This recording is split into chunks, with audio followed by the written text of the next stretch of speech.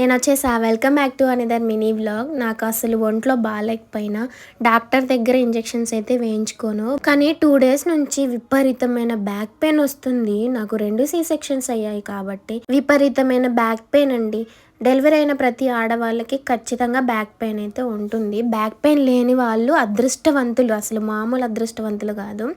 నాకైతే ఒంగోని ఏదైనా పని చేసినా, బట్టలు జాడించినా బాగా నొప్పి వచ్చేసిద్ది. ఇంకా అప్పుడు ఒక 10 నిమిషాలు రెస్ట్ తీసుకొని మళ్ళీ ఇంకా ఆ వర్క్ని అయితే కంప్లీట్ చేసేసుకుంటాను.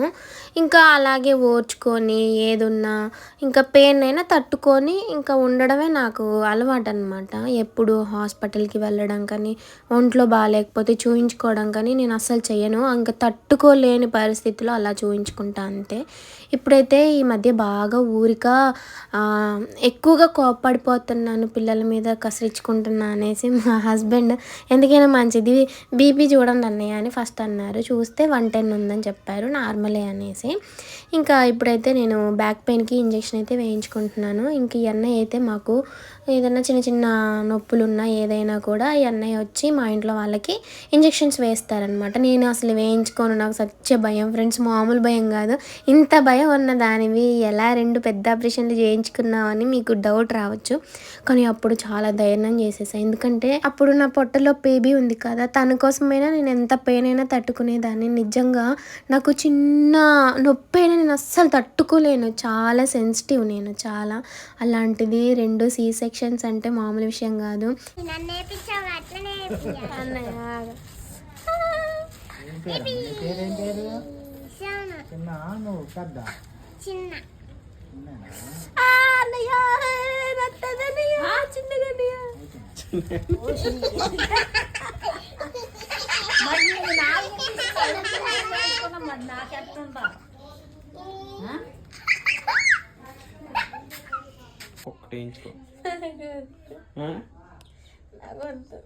నడు నొప్పి పోయింది, నీరసం కూడా పోతుంది. నాకు వద్దు, ఏ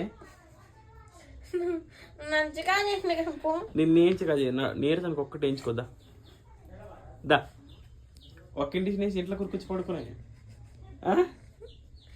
నా ఫోన్ వద్దు నాకు ఇంకా. ఎట్లుంది అది